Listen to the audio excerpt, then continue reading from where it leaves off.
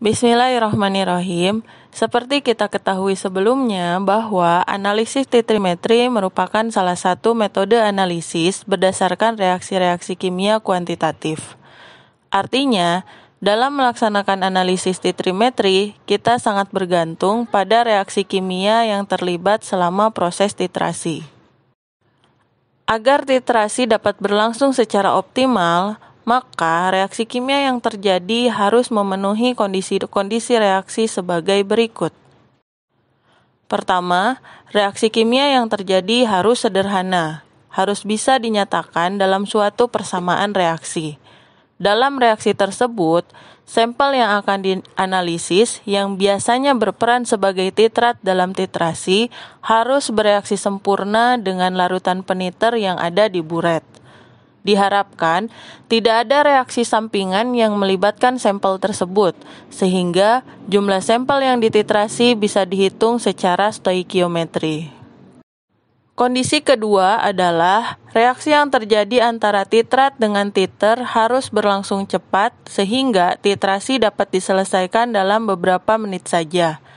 Jadi, ketika larutan peniter dalam buret diteteskan ke dalam labu Erlenmeyer, maka tetesan tersebut langsung bereaksi dengan larutan yang ada di labu.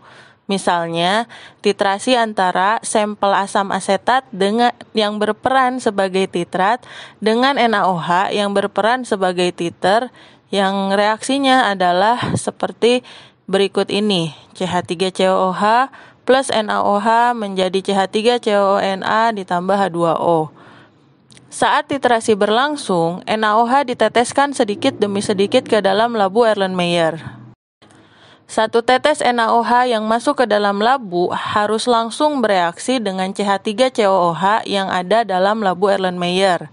Sehingga dalam labu tersebut sudah tidak ada lagi NaOH-nya, karena NaOH-nya langsung bereaksi sempurna dan berubah menjadi CH3COONa. Kondisi reaksi seperti inilah yang diharapkan terjadi dalam analisis titrimetri, yaitu berlangsung cepat dan sekejap.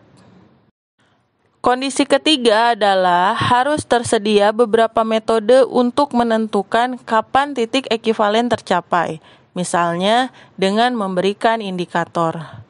Kemudian, kondisi keempat adalah harus tersedia suatu indikator yang ketika titik ekivalen tercapai, keberadaan indikator ini akan memberikan perubahan fisis yang dapat diamati dengan mudah dan kondisi larutan pun berubah tajam sehingga titik akhir titrasi dapat diamati dengan mudah.